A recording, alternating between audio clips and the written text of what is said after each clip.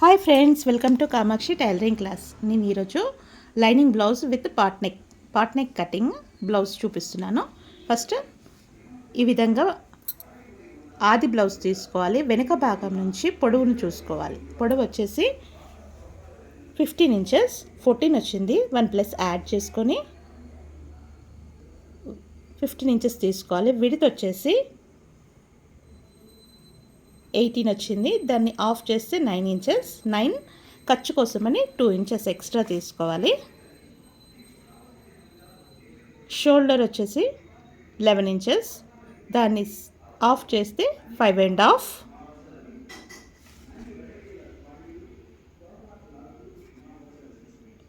Back neck వచ్చేసి 10 inches.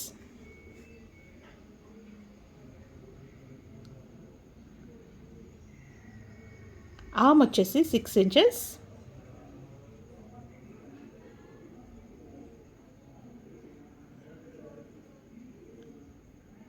Front neck వచ్చేసి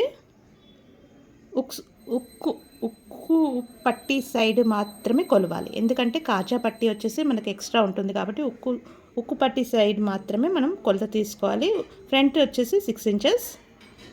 lining ఈ విధంగా ఫోల్డ్ చేసుకోవాలి. డబుల్ ఫోల్డ్, అంచులు ఒకవైపు, ఫోల్డర్ వచ్చేసి మన సైడ్ ఉండాలి. క్లాత్ ఏదైనా ఎక్కువ తక్కువగా ఉంటే అది మార్కింగ్ చేసుకోవాలి. స్ట్రైట్గా కట్ చేసుకోవాలి. దాన్ని ఆ మార్కింగ్ పై నుంచి 15 ఇంచెస్ హైట్ తీసుకోవాలి. విడ్త్ వచ్చేసి 9 ఇంచెస్. 9 ప్లస్ 2 హైట్ విడ్త్ ఈ విధంగా తీసుకున్నాక మనం దాన్ని స్క్వేర్ లాగా బాక్స్ మార్కింగ్ చేసుకోవాలి.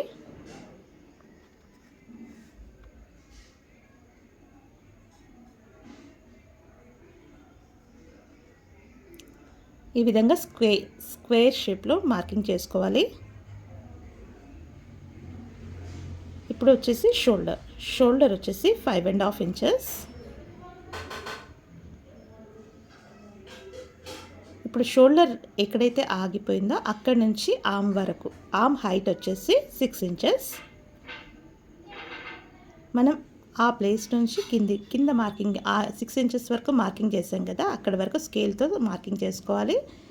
ఈ విధంగా ఎల్ షేప్లో మార్కింగ్ చేసుకోవాలి. ఆర్మ్ క్రాస్ వచ్చేసి 1.5 ఇంచ్.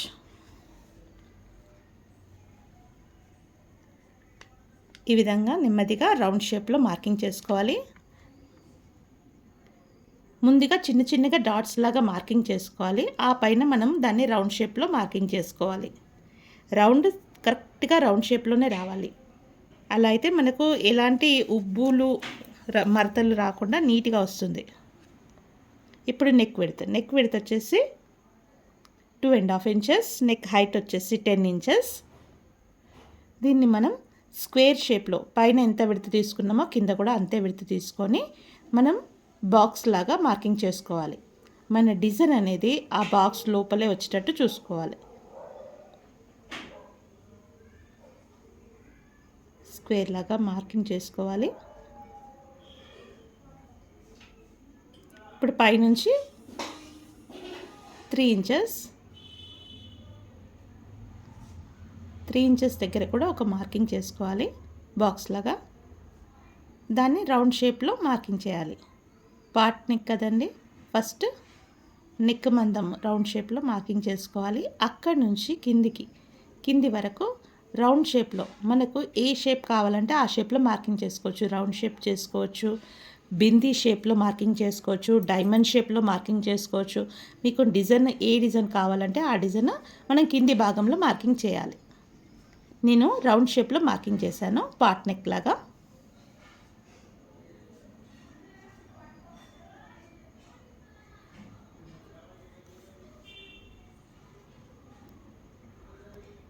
ఇప్పుడు షోల్డర్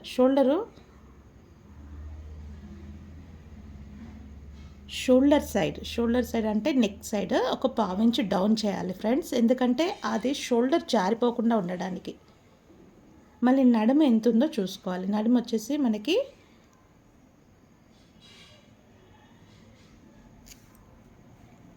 ఓన్లీ నడుము భాగం వచ్చేసి 8 ఇంచెస్ వచ్చింది. 8 ఇంచెస్ దాన్ని 1 ఇంచ్ యాడ్ చేసుకుంటూ 1 ఇంచ్ ఎందుకోసం యాడ్ చేయాలంటే మనకు వెనకాల 2 ఫ్లీట్స్ వస్తాయి. అందుకోసం 1 ఇంచ్ ఎక్స్ట్రా యాడ్ చేసుకుంటూ మనము ఆర్మ్ ప్లేస్లో చిన్న కచ్చకాయ వేస్తాం కదా, ఆ ప్లేస్ వరకు మార్కింగ్ చేసుకోవాలి. కింది నుంచి పైకి స్కేల్ సహాయంతో ఆ విధంగా సైడ్లో మార్కింగ్ చేసుకోవాలి. ఈ మార్కింగ్ చేయడం వల్ల మనకు కరెక్ట్ ఫిట్టింగ్ వస్తుంది. ఈ విధంగా మార్కింగ్ చేసుకోవాలి. ఇప్పుడు షోల్డర్ మధ్య భాగం, షోల్డర్ వచ్చేసి 2.5 ఇంచెస్. దాన్ని ఆఫ్ చేస్తే మనకు 1.5 వస్తుంది. ఆ 1.5 స్ట్రెయిట్గా టేప్ సహాయంతో స్ట్రెయిట్గా లైన్ తీసుకొని అక్కడ చిన్నగా మార్కింగ్ పెట్టుకొని మనకు బ్యాక్ ఫ్లీట్ ఎంత హైట్ కావాలి అనేది 2.5 ఇంచెస్, 3 ఇంచెస్, 3.5, 4 వరకు పెట్టుకోవచ్చు. 2 నుంచి 4 మధ్యలో ఎంతైనా పెట్టుకోవచ్చు. మన ఆది బ్లౌజ్ ఎంత ఉందో ఒకసారి కొలత తీసుకొని ఆ విధంగా మార్కింగ్ చేసుకుంటే సరిపోతుంది. అంటే అలా చేస్తే ఏంటంటే ఫ్లీట్ అనేది మధ్యలో కరెక్ట్గా వస్తుంది. నెక్ ఈ విధంగా కట్ చేయాలి.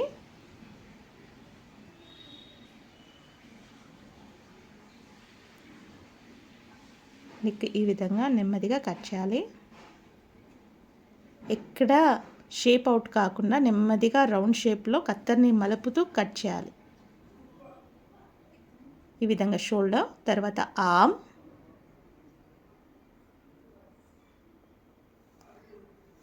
తర్వాత సైడ్కి చిన్నగా కచ్చకా ఇచ్చుకోవాలి ఫ్రెండ్స్. ఆ కచ్చకా అనేది మనకి ఫ్రంట్కు కచ్చకా వస్తుంది, బ్యాక్ కచ్చకా వస్తుంది, హ్యాండ్స్కి కచ్చకా వస్తుంది. మనం జాయిన్ చేసేటప్పుడు ఈ 3 కచ్చకాలు కలిస్తే కరెక్ట్ ఫిట్టింగ్ వస్తుంది. ఇప్పుడు హ్యాండ్స్ హైట్ తీసుకోవాలి. హ్యాండ్స్ హైట్ వచ్చి 9.5, హ్యాండ్స్ విడ్త్ వచ్చేసి 8.5 + 2. మనకి అంత క్లాత్ లేదు ఫ్రెండ్స్, కొంచెం అతుకు పడుతుంది. ఆర్మ్ డౌన్ వచ్చి 3 ఇంచెస్. మజిల్ రౌండ్ అంటే ఆర్మ్ డౌన్ కిందనే వచ్చేదాన్ని మజిల్ రౌండ్ అంటారు. మజిల్ రౌండ్ వచ్చి 7 ఇంచెస్. కింద హ్యాండ్ రౌండ్ అంటే కింది భాగం వచ్చేసి 5 ఇంచెస్. 5 ఇంచెస్ దగ్గర ఒక మార్కింగ్ చేసుకోవాలి. ఎక్స్ట్రా 2 ఇంచెస్ దగ్గర ఎక్స్ట్రా క్లాత్ కోసం 2 ఇంచెస్ దగ్గర ఒక మార్కింగ్ చేసుకోవాలి. ఫస్ట్ ఈ మార్కింగ్ని మనం ఇలా కలపాలి. 7 ఇంచెస్ది 5 ఇంచెస్ దగ్గరికి, ఎక్స్ట్రా 2 ఇంచెస్ది మనము ఎక్స్ట్రా క్లాత్ లేదు కాబట్టి క్లాత్ జాయిన్ చేసిన తర్వాత మార్కింగ్ చేసుకోవచ్చు. ఇప్పుడు దీన్ని 3 ఇంచెస్ డౌన్ వరకు నెమ్మదిగా క్రాస్గా డ్రా చేయాలి. ఫస్ట్ చిన్నగా డాట్స్ పెట్టుకుంటూ ఆ డాట్స్ని కలుపుతూ థిక్గా డ్రా చేయండి. 1/2 ఇంచ్ లోతు, ఫ్రంట్ భాగానికి 1/2 ఇంచ్ లోతు వస్తుంది. మధ్య భాగంలో 1/2 ఇంచ్ లోతు మార్కింగ్ చేసుకోవాలి. ఆ మార్కింగ్ని మెల్లిగా చుక్కల సహాయంతో కలుపుకుంటూ రావాలి. తర్వాత దాన్ని కొంచెం థిక్గా డ్రా చేయాలి. కరెక్ట్గా వచ్చిందో లేదో ఒకసారి చెక్ చేసుకోండి. 1/2 ఇంచ్. ఇప్పుడు కట్ చేయాలి.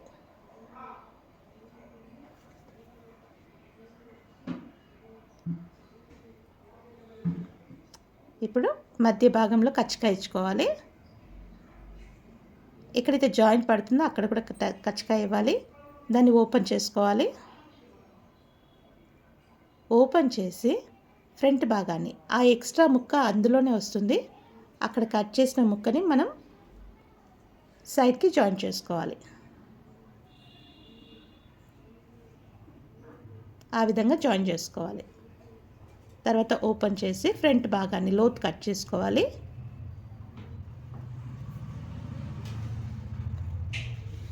ఫ్రంట్ భాగము లోతు కట్ చేసుకోవాలి. ఫ్రంట్ భాగానికి ఏదైనా మార్కింగ్ చేసుకోవాలి. చిన్నగా కచ్చకాన పెట్టుకోవచ్చు, లేదంటే మార్కర్తో ఫ్రంట్ పార్ట్ అని రాసేసుకోవాలి. మనము ఇంటూ మార్క్ పెట్టుకుంటే అది లోపలికి వెళ్తుంది, క్లాత్ రివర్స్లో రావాలి అని తెలుస్తుంది. మార్కింగ్ లేకుండా మనం చేస్తే ఒక్కొక్కసారి ఈ స్ట్రైట్గా కుట్టాల్సింది రివర్స్లో కుడతాం, రివర్స్లో ఉన్నదాన్ని స్ట్రైట్గా అవుతుంది. అది మొత్తం జాయింట్ అయ్యేదాకా మిస్టేక్ తెలీదు. అందుకోసమే మనం మార్కింగ్ చేసుకుంటే మనకు మిస్టేక్ లేకుండా కరెక్ట్గా కుట్టగలుగుతాం. ఈ విధంగా బ్యాక్ పార్ట్ని క్రాస్గా కరెక్ట్గా డ్రా చేయాలి.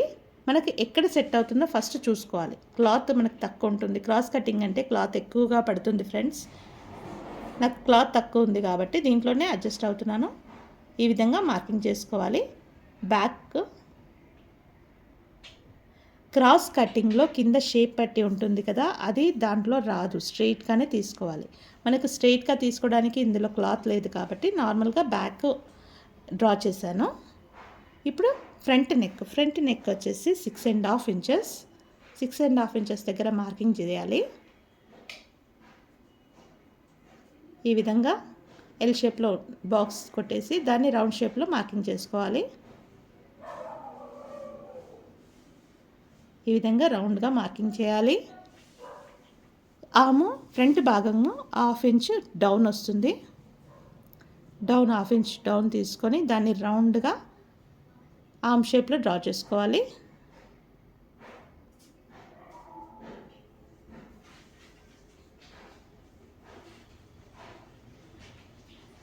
ఈ విధంగా రౌండ్గా డ్రా చేసుకోవాలి.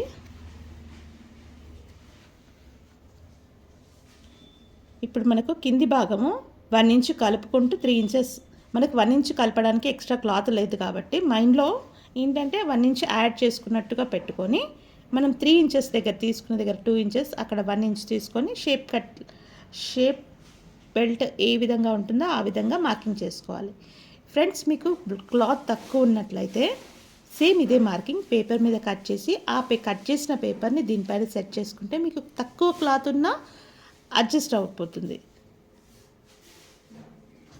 ఆ విధంగా కూడా చేయొచ్చు. ఇప్పుడు నాకు ఫ్రంట్ భాగమే వచ్చింది, షేప్ పట్టికి క్లాత్ సరిపోవట్లేదు, నేను వేరే సైడ్ తీసుకుంటాను. అంతేకాకుండా ఏంటంటే దీని కింద తీసుకోవడానికి కూడా వీలు ఉండదు, ఎందుకంటే క్రాస్ ఉంది కాబట్టి. మనకు క్రాస్ కటింగ్ అంటే ఫ్రంట్ భాగమే క్రాస్ వస్తుంది, కింది భాగము స్ట్రెయిట్ కటింగ్ వస్తుంది. కిందిది కూడా షేప్ పట్టి కూడా క్రాస్గానే వేస్తే మనకు షేప్ పట్టి అనేది స్ట్రెయిట్గా నిలబడదు, వడి తిరిగిపోతుంది. ఈ విధంగా ఫ్రంట్ పార్ట్ వచ్చేసింది. నేను షేప్ పట్టి వేరే దగ్గర తీసుకుంటాను. ఈ విధంగా మార్కింగ్ ఫ్లీట్ ఎంత పెడుతుందో ఆది బ్లౌజ్ సహాయంగా నేను తీసుకున్నాను 3 ఇంచెస్, మళ్ళీ 1 ఇంచ్ మధ్య వచ్చేసి హైట్ వచ్చేసి 2 ఇంచెస్. ఈ విధంగా ట్రయాంగిల్ షేప్లో మార్కింగ్ చేశాను. మనకి మధ్య ఫ్లీట్ ఒకటి కరెక్ట్గా సెట్ అయితే ఆటోమేటిక్గా ఇంకా 3 ఫ్లీట్లు సెట్ అవుతాయి. మధ్యలో ఫస్ట్ ఫ్లీట్ రాంగ్గా పెట్టామంటే మార్కింగ్, ఆ 3 ఫ్లీట్స్ సెట్ అవ్వవు. మనం జాగ్రత్తగా పాతది ఆది బ్లౌజ్ ఎంత పెడుతుందో ఎంత హైట్ ఉందో అవన్నీ కొలతలు తీసుకొని చూసుకుంటూ మనం ఈ విధంగా మార్కింగ్ చేసుకోవాలి.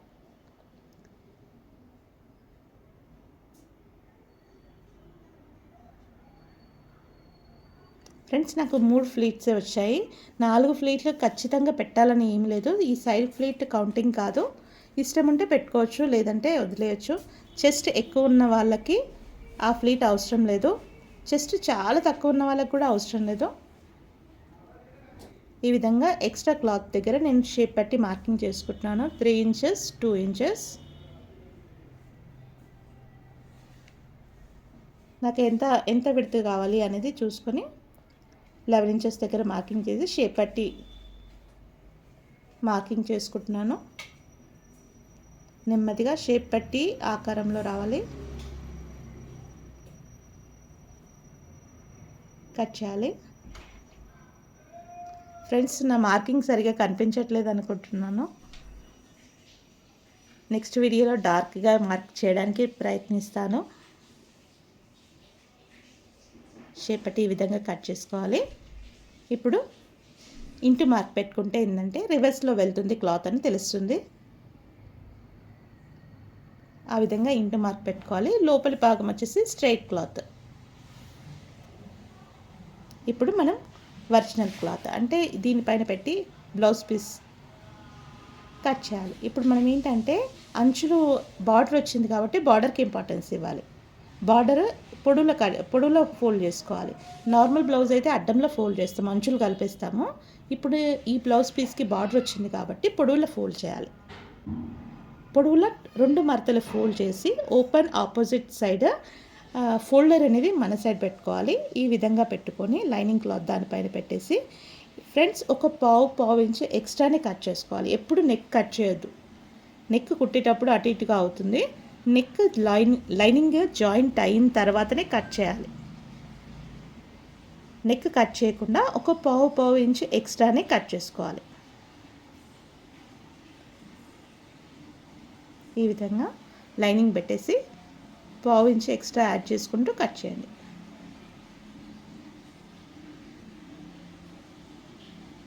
బ్యాక్ పార్ట్ కటింగ్ అయిపోయింది. ఇది ఒక పక్కన పెట్టేసేయండి. ఇప్పుడు హ్యాండ్స్ మనకి లైనింగ్కి అతుకు పడుతుంది. ఇప్పుడు ఈ బ్లౌజ్ పీస్ కూడా అతుకు పడుతుంది.